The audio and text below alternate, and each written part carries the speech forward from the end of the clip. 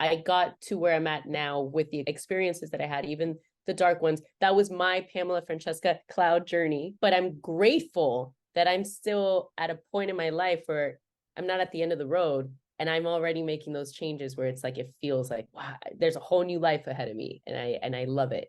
My name is Fana Asfa, and after doing the backbreaking work to save and reclaim my own life, my passion now is to help others do the same. Since writing my debut book, Sober Daughter, the amount of people that wanted more inspired me to create this podcast.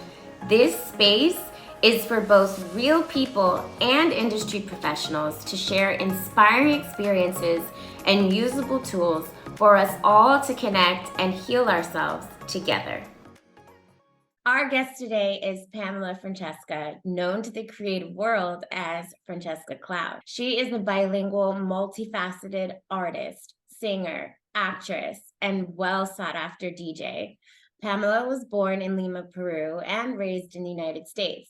She is an experienced artist, and she also has a book coming out sometime soon she'll let us know about, called The Quest for Love. So I want to thank you so much for coming. Thank you for having me. I'm so excited to be here. Finally, we've been talking about doing this, so I'm stoked that we can find the time. I know. I'm so happy you're here. I have a million questions. Oh, great. I'm excited. I have a million answers. So Well, as you know, I'm so happy to have you here because I've been obsessed, for the past 5 or so years of just this inner work and going inward to really heal and repair and love ourselves. And for me, that journey started with sobriety. And I was so happy and shocked to hear that yours did too. Yes, the roller coaster of sobriety, but it's the most prevalent thing that people can do these days to just get their good foot started, I guess you can say. Oh my gosh, incredible. So today we're going to be talking about, obviously, sobriety. We're going to be talking about creativity and what does it mean to have a social life as a sober person. But let's start off at the beginning. So where did this healing journey start for you? What did it look like when you needed a change, or you started to kind of get curious about, sobriety for yourself? So my journey, and I feel like a lot of people might have a similar experience in the sense, my journey has been, like I said, a roller coaster, like most things in life, because I have been through sobriety it started back probably in 2013, where I was the most productive and healthiest year of my life, where I lasted about a year and a half or so of just, I was sober, I was vegan, I was the healthiest I've ever been in my life. I'll say that. And not because of just the veganism and everything, it's just every aspect of my life was very focused on health. The problem though, and that's what I always tell people when it comes to, the healing process, which is what we call it in every aspect of your life, is I was doing it at the time for all the wrong reasons. Like I was modeling at the time, I was traveling the world and I wanted to stay fit, and I wasn't working on the healing process of why I would partake in what I like to call escapism or whatever, like being in nightlife, surrounded by drinking and partying. Like I personally don't like the taste of alcohol, except for potentially like beer, but I've actually found the best zero alcohol, like Peroni. Like there's all these brands, and we'll get to that. It's insane how all these brands are going into the sobriety aspect. There's a market for it. So it was always more of like a social thing. Like I'm in this world and everybody's taking shots and everybody's part. So it's like part of the social scheme, but it's not something I enjoyed. That being said, I would do it for all the wrong reasons. Like my triggers were, boys, toxic. Okay. Yep. Mm-hmm. Yeah, we've all been there. My triggers were insecurities at the time, or feeling anxious, which ironically, alcohol makes you feel more anxious, but I didn't know that when I was younger. So I would get anxious. I didn't want to be at certain parties, but I had to be because of work. And so I would drink to deal with it. I never drank alone. I never considered myself having like a problem. I don't think most people think they have a problem, but I think now even the one or two social drink at dinner or out and about, it could lead to something crazier. Or even if it doesn't, it still affects you. Scientifically, it still affects your mind, your body, and how you're going to go about your day or your days and your creative days or lack thereof because of that. I went through the journey. I went sober, and then I started drinking again when I was in a toxic relationship that affected my sobriety because I was like, I can't deal with this. And then I went back to sobriety, this time to lose weight because I had gained weight from the partying. So I've been from modeling, toxic relationship, back to drinking, gaining a ton of weight, and being like, I need to be skinny again. So once again, I'm doing it for all the wrong reasons, not the healing of why I'm going back to this toxic decision, right? Then where I'm at now, I've done a lot of work. I've mended the relationship with my father. Like, we're super close. He's close with my family again. That was a big thing for me, as most women can say, you know, the daddy issue stuff. That was huge for me. And it filled that void. And I started working on my, not to sound cliche, but my self-love. And really, whether it's reading the books or doing the work and the meditating and finding like healthier alternatives, I guess you could say, for my, you know, why is this triggering me? Okay, like what is it the universe trying to tell me? Like, why is this a trigger? The guy, the situation, the anxiety. And, you know, it is a journey. It is a journey, and I'm still in that journey. I can't sit here and tell you that I have been completely on track. There's been one incident within the next like 4 months that I was like, oh, okay, well, and I woke up and I was like, oh man, I had those 2 drinks. I feel like crap. I have to start over. But I don't look at it as like bad, Pam, or you know what I mean? Like, I don't look at it as like, oh, like shame. I look at it as more like, okay, what led to that? And how do I not go there again? And so I think that's more important than just like counting the days, because again, it's like you're actually going back and you're healing so that you don't get to that temptation and that trigger again, versus just like counting the days and like, I'm just trying to make it, like trying to make it to the year. No, it's like we need to make the full progress inside and out. And so now I'm getting to that point. Like, I still have triggers, but it's more like I have a support group. Like, I have friends in my life that come to parties and stuff that don't drink. I have people I admire, artists I admire that don't drink. And I'm always consistently reminding myself the temptations are still there. So I'm not fully like, but it's less. It's less. It's not like before, you know, where it's more like, oh man, no, I want to have my Saturdays. I want to have my Sundays. I have things to do, you know? So that's where we're at. And it hasn't been that long this time around. It's just been a couple of months, but it's a big difference. You know, even a month is a big difference. People always say 2 weeks. I'm like, a month is a huge difference in your body, physically and mentally and spiritually. So. Yeah, especially, you know, we're just so used to kind of like inundating our body with just all of, like you said, toxins. But it really is like what you've said. And I love that you talk about, you know, you went within to look at, why do I want to escape so badly? And what are the triggers? What are the stressors? And how can I come up with healthier coping mechanisms that isn't something that actually makes me feel worse? That's huge, because I think so many people who are sober curious, or, you know, on their journey of just getting a lot more mindful about their drinking, is really looking at, am I just drinking because I want to drink, or am I drinking because something happened and I can't deal, and this is the way I deal, and it's not a functional adaptive, you know, behavior that's going to help me in the long run. So I think that, I mean, just from, you know, witnessing your journey, it's been incredible, the life that you've just like, you can see when people are starting to look at that for themselves, because their eyes sparkle a little bit more.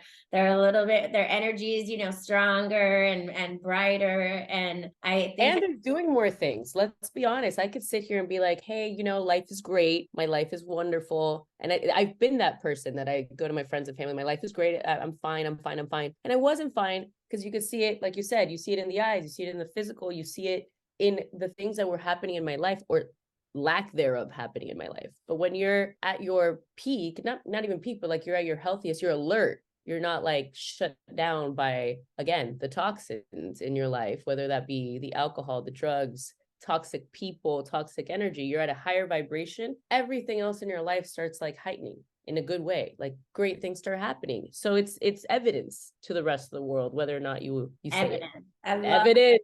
Evidence in your face. Yeah, because we need it. We need the actual tangible, you know, evidence that, oh, okay, this is actually working for me. It's helping me, because it's hard. You know, it is hard. Yeah. People go out, everything is centered around alcohol, and it can be, you know, it's a decision that really takes support. And so I love that you said you have a support group and you take people with you where you're going. I did that, you know. Yeah, I mean, everybody has different paths. I definitely tried, especially this time around, I tried AA, and I respect and made really good friends and love a lot of the energy that came from that. But for me, at the end of the day, everyone's different. Like for me, my spiritual journey, I really believe in the power of the word. So I didn't vibe with consistently saying I'm an alcoholic, because I'd rather, even in the journey, whether or not that's true for anyone, I would just rather be like, I'm healthy, I'm sober, I'm like, I want to use more positive, because that works for me. Again, everyone's different, depending on what you want to believe in. But I did make friends from there. And also on top of that, and this is the best part of the sober journey for anyone that's curious, anyone that's like tapping in, is the movement itself. It's kind of like what happened to cigarettes, like in the 50s, back in the days, pregnant women were smoking. It was so normal. You were smoking in planes. It was social. And then it got the taboo of toxicity. Yeah, no, now you look at someone smoking, you're like, dude, what, you're smoking in 2023? We came so far. Everyone used to. Oh my God. Yeah, you get stares unless you're in like Europe. Now You they're get like stares. talking about you, like, oh my God. Well, the same thing is happening with alcohol. I gotta say, it's a huge movement. And I think it obviously, like most social things, it started with the fact that there are a lot of prevalent people in the limelight that have actively said, I've not because of AA or anything, but just like, I've just either don't want to drink or I quit drinking. And then it's kind of gone into the social scene now too, to the point where in my industry, clubs and bars are starting to sell not just, soda water and lime. No, they're making like prevalent, like $15 mocktails. There's companies that are making gin, tequila, wine, and beer that are completely non-alcoholic. And some even have health benefits. And people are into it. I just went on a date recently with someone that I hadn't seen. Tell us about this. Hold on, I'm listening. Okay, because this is part of the social scene. I decided everyone do what they want to do with their lives. I'm not here to control anyone or tell them what to do. But when it comes to someone that my partner, I really believe that it's healthier for me to be with someone that doesn't drink, because it's a trigger and it's a temptation, and also because we're just not on the same wavelength, energy wise. So it's interesting now that I've made the decision. I have not even actively looking, they're just starting to show up. So like I recently was messaged by a friend of mine that I dated, kind of like we matched on Raya ages ago. We had like an on and off thing because he lives in Switzerland. He would come here. He's an artist as well. He's a singer. And we always had a connection. But alcohol has always been a part of the dating thing, right? You drink some wine. So like, where is the true connection? Right. Well, guess what? He's in town. He's telling me he's been 4 years sober. Oh my God. So this was the first time that we fully connected mentally, like conversationally, like there was no alcohol in between us. And then obviously physically, because we have so much history. And it was amazing. Like everything about, I'm actually saying him tonight, but everything about us. Yeah. And I was like, oh my God, am I saying this is my soulmate? Maybe not. I don't know. But regardless, the connection, and that's what people don't understand. They think alcohol is you connect because you're partying, you're like, shots, oh, my best friend. There's zero connection with that because you're not even fully there. Like your spirit's not even fully there. The real connection comes when you can have this conversation or actually with nothing in between except for you, the two of you. I think what so many people are terrified of is that, when you take the mask off and you take these social lubricants away and you take all these barriers away, it's actually very intimate. You are connecting, spirit to spirit. Even if it's lighthearted, you're just clear. Yeah. You're clear and you can see and connect with people. And that's what, is sold as alcohol. It's this synthesized liquid connection. Exactly. And, and and it's authentic at all. Like not authentic, but we don't know. We don't know that until, we look on the other side. And, I love when people tell their stories, especially dating in sobriety, because it's a whole different vibe. It's nerve-wracking when you come from I'm gonna have a glass of wine to go on this date, or like a shot of tequila because I'm so nervous. And then you have to actually be courageous enough to say no because I'm sober. It is a little nerve-wracking, but it is also the most exciting experience once you like cross that bridge. Even if it doesn't work out, even like the fact that you just did it is just so exciting. It's more of a natural high, I think, after the nerves go away. 100%.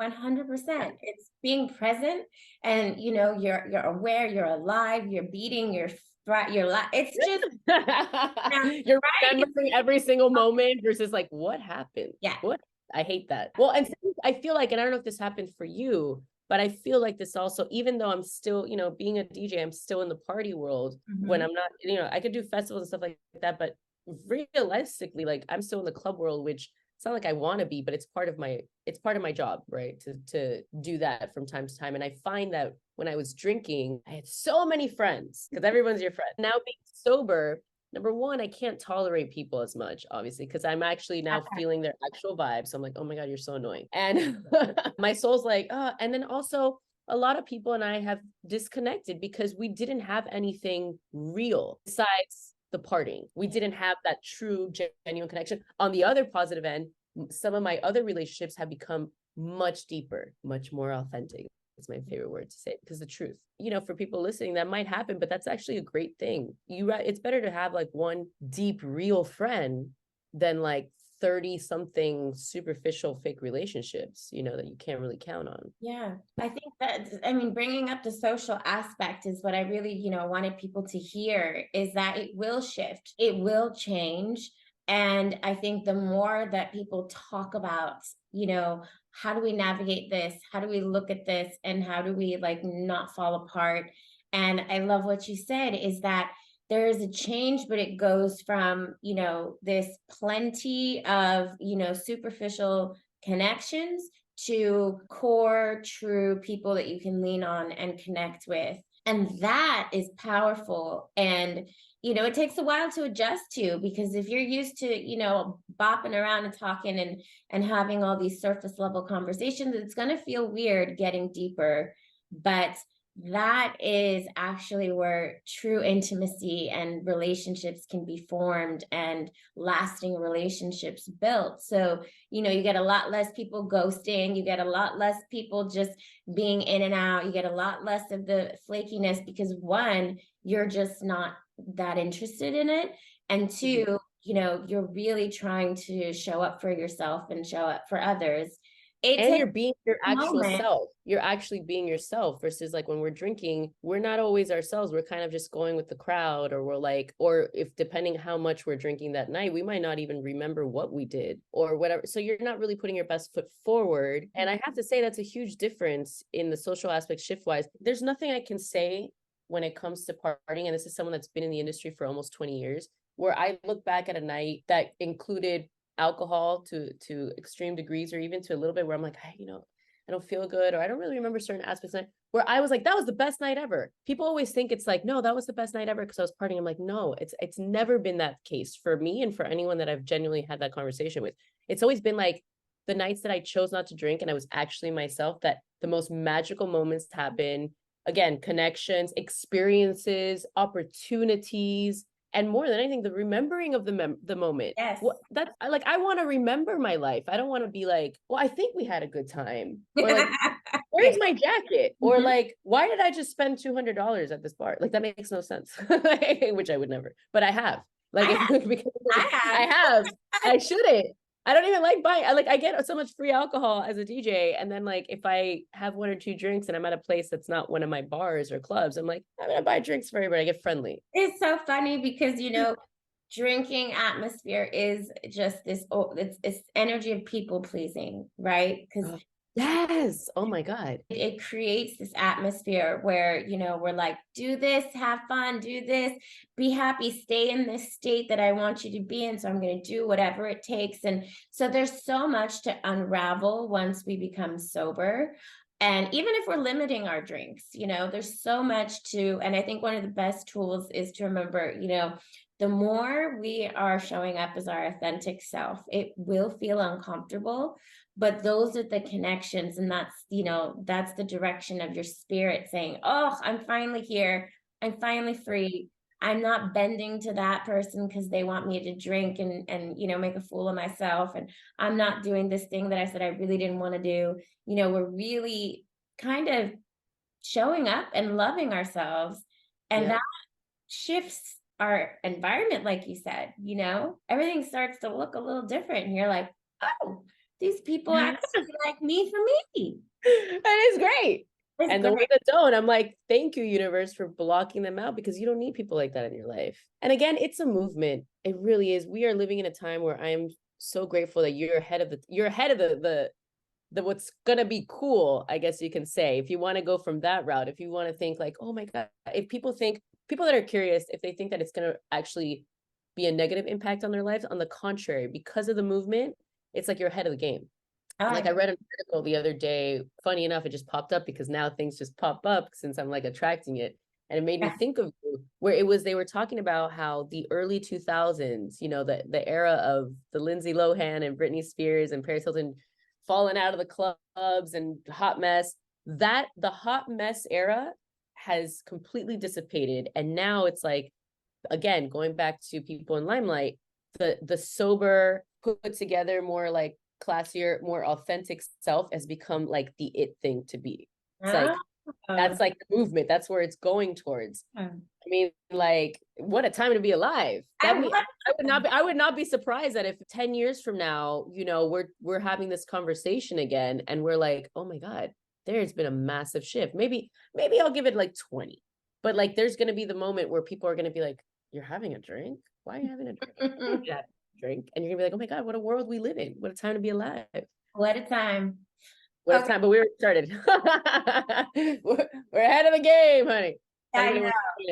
Join us in the movement. It's pretty great over here. It really is. And I love that we get to talk about these things, because I think for me, representation is so important. If I hadn't seen or been introduced, when I was at my lowest, there's no way I would have known that this existed, because it continues to get more in the limelight, but it's been pretty hush hush that people don't drink. So I love when we share and we talk about it in a way that feels safe for us, because there's so many pockets that feel that sobriety is not useful, and one of those is as a creative. And I know you and I really connect on this because we're both writers and we're both very creative people. And it was a fear. It was definitely a fear of mine, like, am I going to be able to tap into that, that mystical, creative, connected side of myself without this like booze or drug fuel, whatever it looks like. And my experience, and so many people have shared, is it is the complete opposite. 1,000%. 1,000%. And so tell us about it, because I want people to know who are creative. I mean, it's one of the biggest misconceptions about the creative world. And this reminds me of when I first started in music. I was in a group with my sisters. We were signed with Warner. I was 15. So I was thrown into the music studio at 15. We were working with huge people like Emilio Estevez, which is Gloria Estevez's husband, Desmond Childs, who wrote some of the biggest Grammy-winning songs in the world. And I'm 15 years old. I mean, I remember my first freestyle, I had Bone Thugs and Harmony at the studio next to me. They're like, it's like, it was me, little skinny, little like Latina coming out of the booth. And then when I got to do my solo project at 19, I started working with some artists that were more in the hip hop world that, they wanted to be smoking weed in the studio stuff. Mind you, at the time, I didn't even really drink alcohol. I think I tried alcohol for the first time at 20. Was my vibe, and I was like, I don't want this in my creative area. And then when I got older, so they weren't allowed to smoke when I got older, I actually found it the opposite. I found that I started getting more of a creative block in every aspect of my creative stuff, whether it was my writing, my music, my art, everything, and my desire to create. It became more of a block because of my drinking, because of going out. If I had a long night, forget about it. I was mentally and physically shut for 2 days. I didn't want to do anything but eat crappy food and watch TV. The year that I put out my first podcast, and I put out, oh my God, it's in my other room, but like I was selling this specific painting that I sold around the world. I sold like 25 paintings of it for $250. Like all this creative stuff started happening was the year I was sober, which was fully sober, which was 2020. It was sober and celibate, which is actually a whole nother topic, but it's a big thing too, because that's holding in your energy. And, again, regardless of what anyone believes in, you may be atheist or whatever, but there's no way you cannot believe in something. And that goes into the science and spiritual connection of energy and frequency. There's a science and a spiritual aspect to it, and they both align, and it's real. So what happens when you're drinking and all that stuff, it's like you lower that vibration, you lower that energy, and you're closing yourself. And scientifically, you're closing your pineal gland and your frontal lobe, right? Whether it's 1 or 2 drinks, whether it's social, or whether you're going extreme, which obviously is even worse. So there's no way you're tapping into anything creative. This is shut and this is shut. And then you're definitely shutting yourself from whatever you're trying to channel. And you don't have the energy physically, if you want to go to the science aspect, to do it. So anyone that tells me otherwise is BS. Anyone that's like, oh, Picasso or like whatever, all these, I was like, no. Also, from what I believe in my, what I was raised to believe in spiritually, like, with meditating and like entities and other beings and whatever, all the stuff that I believe in from the universe. If you do happen to tap into a creative realm when you are at a lower state and a lower vibration, it's not necessarily going to be the best. It's going to potentially have the ability to connect with lower entities. So then what you're creating and putting out there is not going to be at a higher vibration. Like now doing music, some of my favorite artists, like Kendrick Lamar, Tyler the Creator, a lot of their music is at a certain, this is in the music industry, but it's also like a thing of spiritualism. It's at a, hertz per minute, like frequency. And there's different ones that do different things to your system. So like, let's say you're at like a 435, I believe is like to open your mind. The highest one that they call the God frequency is like 500 something. And if you listen to certain songs, not just lyrically, but musically, are at that frequency, and you're like, why am I feeling fabulous and it's empowering enough? And then you listen to other songs and they're like at 100 something, you're like, why am I depressed and why am I angry? So as an artist, you have that responsibility of what you're putting out. I mean, granted, it's subjective. You're inspiring people. They'll look at you, they'll look at something, they'll be like, this is making me sad, but it's also making me happy. That's on them. But music wise, there's no, oh, it's inspiring this. It is what it is. Like you're putting out this frequency, you're putting out this message musically, not just lyrically, that it actually taps into the soul and the frequency. So that's a big responsibility. And that the difference between the sobers like Tyler versus like the people that are a little lost in the sauce, it's huge. It's huge creativity. That is so incredible. I mean, it's just the power of being clear is limitless in our creativity. And I love that you brought up the hertz, because we're all talking about Andre 3000's new album. And that he put it at, I think, 432 hertz. And it is, all that is a spiritual man right there. He knew what he was doing. Listen, he knew what he was doing. And a lot of people hated on it, but a lot of people were like, why am I sleeping better after listening to this album? Why am I feeling better after this album? Because it is literally like he created like full on meditational, let's embrace and higher vibration album. He was like, I'm not at an age where I'm going to be talking about bitches and hoes. Like he's like, I've elevated. This is where I'm at. Right. And it's just, but we need it. We need it. We're in a time right now where we've been disconnected. We have, and not all of us, there's a lot of people that, do a lot of work to stay up in a higher vibration. And I think more and more people who have visibility are talking about this, like the energy that we bring, the energy that we owe ourselves, giving our personal power back, where it's like, the world may be chaotic, the world may be all these things, but we have an internal barometer and an internal energy center that we actually can regulate. And that's where you make the difference. Yeah. You might not be able to change the whole world, but you have the responsibility for yourself. And then with that, you're like, depending what you want to do with your life, even if it's just your small little world, or like as an artist, more people, you're inspiring others. You're like, wow, this vibe is great. Like and it's a process, just like sobriety. It is a journey. This is the human experience. Nobody's perfect. They're gonna have the ups and downs, but it's how you navigate through the ups and downs. It's how, whether you see the glass half full or half empty. It's whether you stay in the sadness, or you're like, I'm getting up after a day or two. You know what I mean? Like, I'm done. Like, let's keep going. And actually, I'm not going to sit here and pretend that there's still not a negative. I mean, like, as much as that I'm talking about a movement, there's still, when you're out in the social world or in the creative world or in any aspect of just being part of modern society, when you tell people, that's why I don't even go, oh, I'm sober. Because I'm like, I'm not drinking tonight, or I'm just not because it's like, it's crazy to me that when you say that you're not drinking, it's almost like you just said, I'm going to do heroin. Like, people are like, you would think people would be like, oh, that's great. But a lot of people are like, why? Do you have a problem? Something going on? it's triggered. And exactly, it's exactly right. And then I realized that just this time around versus before, it's because you're showing them a mirror of themselves that they don't want to see. It's a trigger. They're like, wait, well, maybe I shouldn't do it, but I do want to do it. But it's like they're not ready. So now I'm just like, I have my mocktails, I have my whatever. And honestly, I'm at that point where, like, if I have to explain, I'm like, is there really something to explain here? I just don't feel like drinking. Like, why are you drinking? Like, what is like, I need to wake up early tomorrow. I need to go to the gym. I need to, I don't know. Like, let me give you my list of things of why I shouldn't be drinking. But That's like, part of what's the the whole reason? healing journey, right? That's the whole healing journey. It's so personal. It's so personal.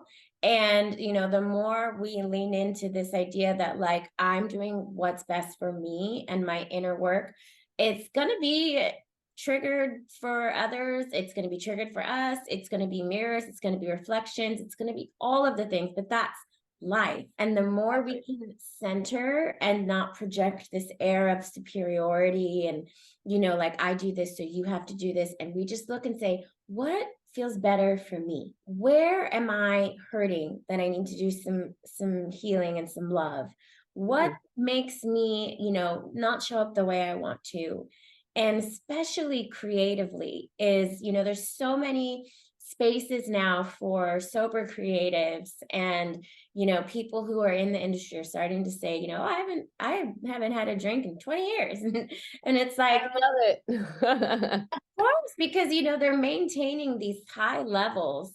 And to do that, you really have to be aware of who you are and look inward. And that takes clarity and sobriety sometimes for a lot of people.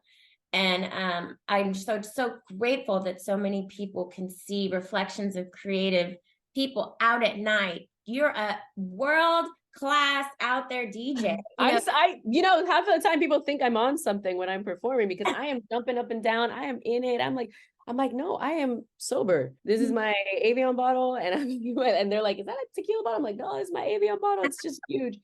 And I feel things more. It's literally such a natural high to look into a crowd and see people actually getting off and like, wow, like raging to what you're putting out there, whether it's your own music or others, but you're curating something. It's something like I've never experienced before. And the few times I have drank in the past in my career doing that, I missed out on that boat of feeling that intensity. So I actually prefer, I look forward to that natural high. You know what I mean? Like it's euphoric. I mean, and it's a superpower. Is that we're going to my shirt? Yes. I mean, I'm sure you saw because I'm sure it's Tom Holland's interview. He did a podcast interview. He was talking about his sobriety and his journey, which started with like, I'm just going to be sober for a little bit. And then it led to, I feel great. And I don't want to go and have a beer that'll lead to 10 beers and and this and that. And he was going through a lot of mental health issues with the last film that he did, or I guess miniseries. And so it all led to like, let's not drink. Cause let's be honest, it's a depressant. There's nothing I can list here. And it's not because I'm trying to be like, it's if anything for anyone listening, it's not about like our sobriety puts us better than you. It's more like, let me inspire you to be the best version of yourself. Cause there's absolutely nothing I can list. If I did a pros and cons with alcohol, there's nothing I can list pro about it. Like nothing. It's not like when you're like, well, I'm going to eat a pizza. It does taste delicious, but if I eat a pizza every day, it's going to affect my body. That's different. We're talking about an actual toxin. You know what I mean? So I digress. I made this shirt because I was very inspired about how, like, honestly, this shirt. It is my little superhero. Yes. It is a superpower. And you'll find that even if you start cutting down how much you're drinking, and then once you get to that point where you're just not drinking or doing drugs or putting any sort of like toxins, I even include processed foods in that, like limiting the processed foods, like basically trying to be at your core health self, which allows you to then tap into your creative self and your inner self and like feel the rest of the world. You will literally feel like a superhero. There's a whole new level of you that you become, and senses that you have, and intuitions and inspirations, and what you start inspiring into others. It becomes like a whole thing. You literally become a superhero. So for me, I really, and it's hard, like you said, it's a hard beginning, but once you're in it, the rewards are amazing, and you'll feel the difference, and you'll be like, oh, how did I not do this my whole life? And there's a reason why they don't want you to do that. They don't want the marketing and the 1%. They don't want you to be like at your best capacity. Can you imagine if everybody was? Then we'd be like, what government? Get out of here. What like Amazon? Get out of here. Like I know.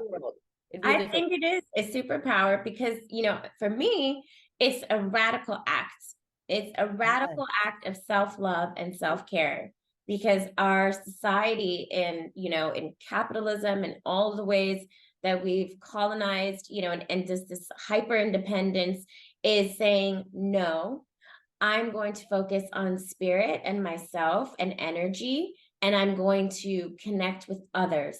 We don't do this alone. We're not meant to live alone. We're not meant to, scrape and scrape and scrapes. And then so much that we need to drink and use just to make it through. Like that is unsustainable. And it's not healing, but it is hard for a lot of people to, get through that first little threshold. So I hope the more that they hear there are different avenues to get to these spaces, that they can start to get a little curious. Yes. And the most I've heard people share is once I'm through that first kind of big hurdles, they're always like, I wish I did this sooner.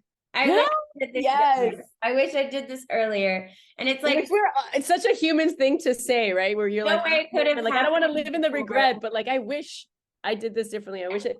One of the biggest things is sobriety. I mean, I think about my 20s and I think about if I would have stayed sober, like where I would be now. Oh, but at the same time, I find solace in thinking like I got to where I'm at now with the experiences that I had, even the dark ones. That was my Pamela Francesca cloud journey. That's what I needed to live in this experience. But I'm grateful that I'm still at a point in my life where I'm not at the end of the road. And I'm already making those changes where it's like, it feels like, wow, there's a whole new life ahead of me. And I love it. Excitement is so contagious. And I love that you shared with people, there's no right time.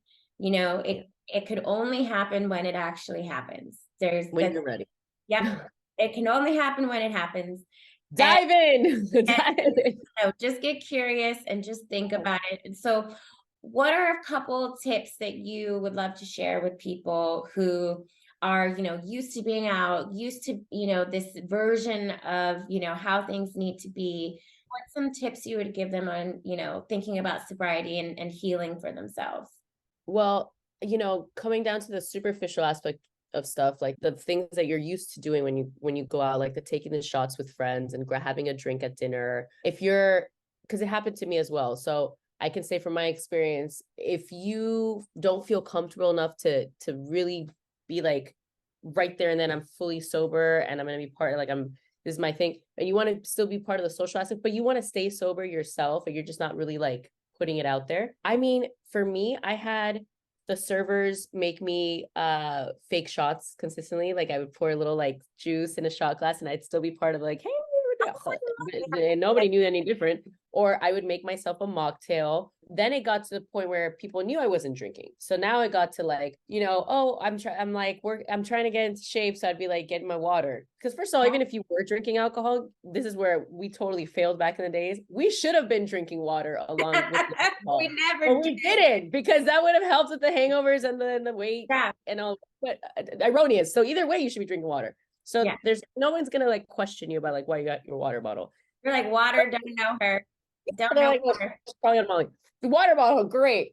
And then thirdly, it's like, again, now we're lucky to live, especially in metropolitan cities. It's so normalized. Like even last night I went to a comedy club and I said, do you have a non-alcoholic beer? Yes. Fabulous. I'll take that. Or you start getting to the world of like, maybe I don't want too much sugar. I don't want a Shirley Temple, or I don't want like a fatty beer. And you're just like, now you're getting creative with your drinks, and you're like, I want like a soda water with lime with maybe a splash of cranberry, or like this, like whatever. But you're gonna find and you're gonna find out in the world options, and you don't have to explain yourself. I think once you pass that hurdle of the first month, even first 2 weeks, you could always tell people, I'm doing a cleanse. And then the cleanse starts sticking. The cleanse starts elongating because you're looking fabulous and you're feeling great. And you don't have to explain. You know what? At the end of the day, like my mom said, no one's paying your bills. Okay. You don't owe anyone anything. The only person you owe yourself is to yourself. Mhm. So if anyone is making you feel uncomfortable about your choice to have a cleanse, for example, or just maybe you don't feel like drinking that night, first of all, question your surroundings. Why are you even friends with that person? Firstly and foremost. Secondly, how in this day and age, or at this point, or even if you're 18 or 38, like you shouldn't be surrounded by people that are like, well, you got to be at this level with me. Let's be degenerates together. And that's our friendship. That's not friendship. That is people you don't want. If you want to ever succeed in anything in life, even just living, that is not someone you want in your life, let alone if you want to get to the next level in your career, your relationships, yourself. Bye. Yeah, That's why some of the most successful people tend to, have very small circles. that's so true. Yeah, It's like start questioning, start being a little sure. bit curious. And I love that you gave them the little drink. Like I didn't even think about, putting something like a juice or Oh, girl, I was the queen of juice shots. Sometimes even water shots, and they thought it was like straight tequila. And I'm like, oh yeah.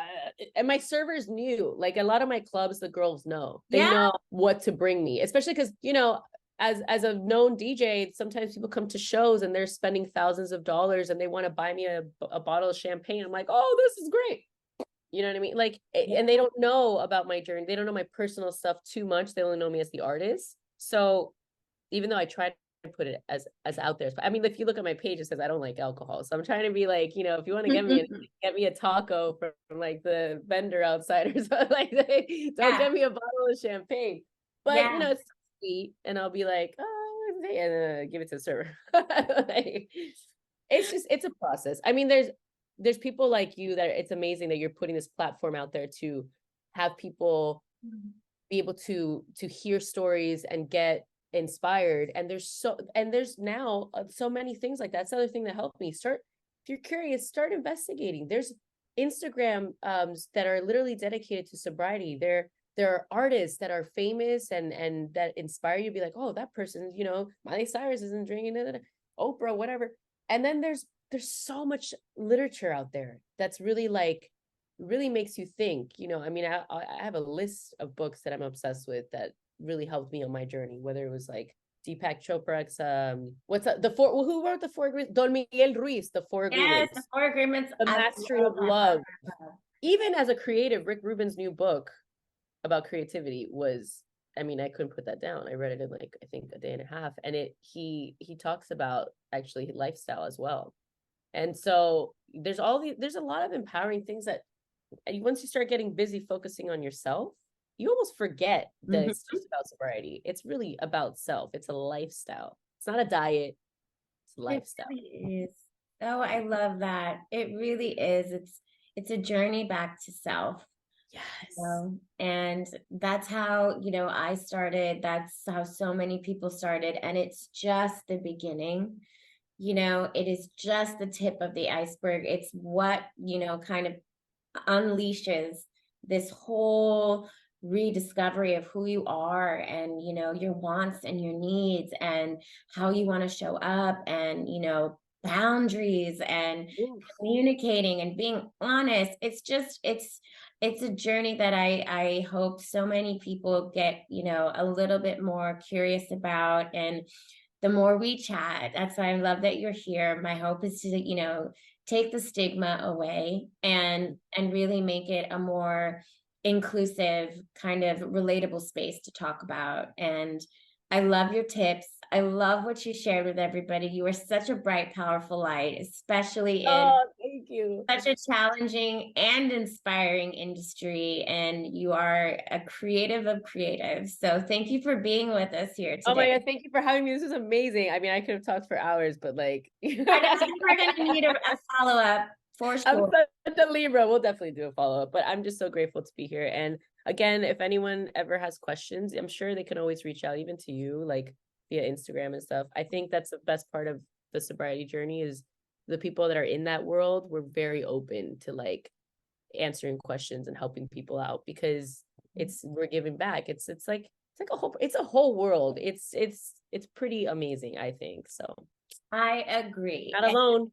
If Yeah. they do want to reach you, please let people know what are your socials so that they can get. Yes, please. If you want to reach me, my DMs are open. My social right now is Francesca, no H, so